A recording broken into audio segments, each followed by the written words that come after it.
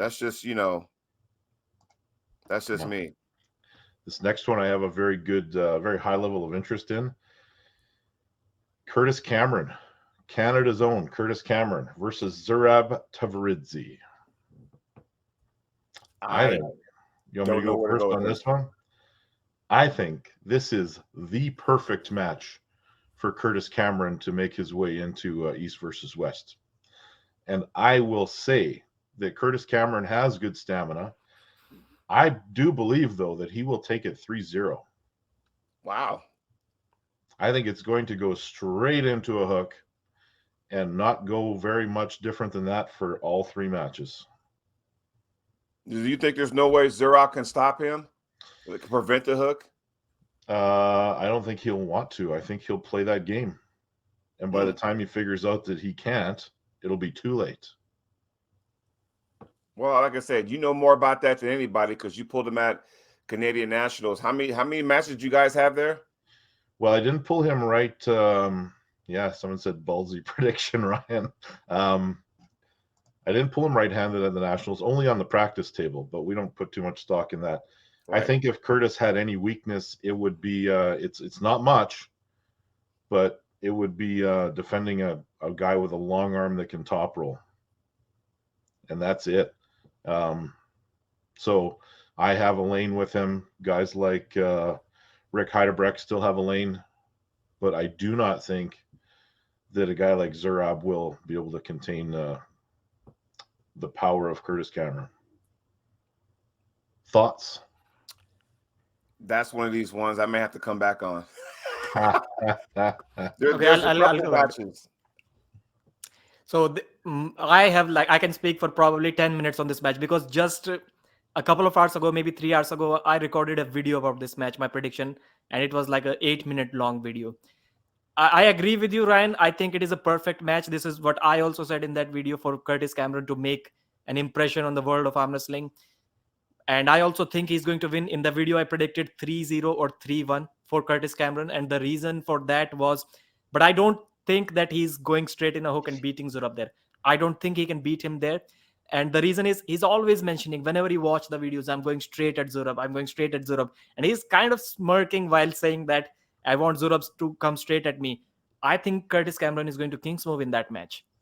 It goes back to Devon saying Devon has at least 3 times said that the best move that can take Curtis to the elite level the fastest is his King's move.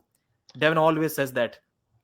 I know you have pulled him, you know better, but this is what Devon says. And we saw him do the King's move against Todd Hutchings as well. He tried to go inside. You saw him do it against me too. Yeah. So he tried to go inside with Todd and got blasted. He had nothing for Todd in a hook. Then he tried the King's move in last 2 rounds and he got a good stop. Todd still pinned him, but he got a good stop on Todd Hutchings. I think he's going straight to the King's move round 1. This is what I predict. And Zurab is not tall enough so that he can stand up and press, and beating a King's move with just side pressure 3 times, that is like near impossible task. At some point, you have to stand up, get behind your shoulder, and then press. I don't think Zurab can do that. I'm going with Curtis Cameron 3-0 in that match. Let me see if I understand this. So, in other words, you think match 1, Curtis Cameron, Porkchop will go into King's move just to wear Zurab out. That way, it'll make his going to a hook that much easier because he'll have no stamina.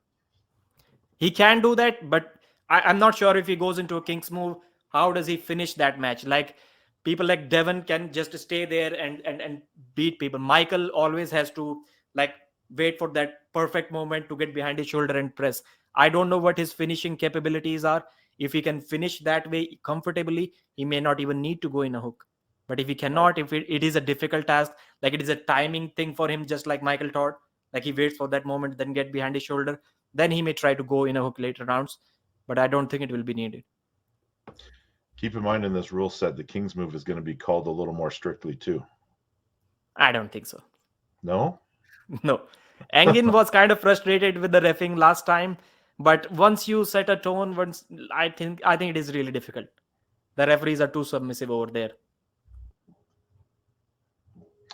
Yeah, I don't know. Jody, what do you think?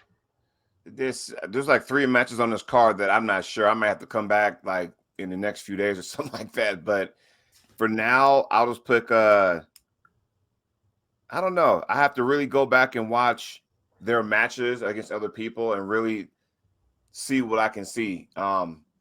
It's hard.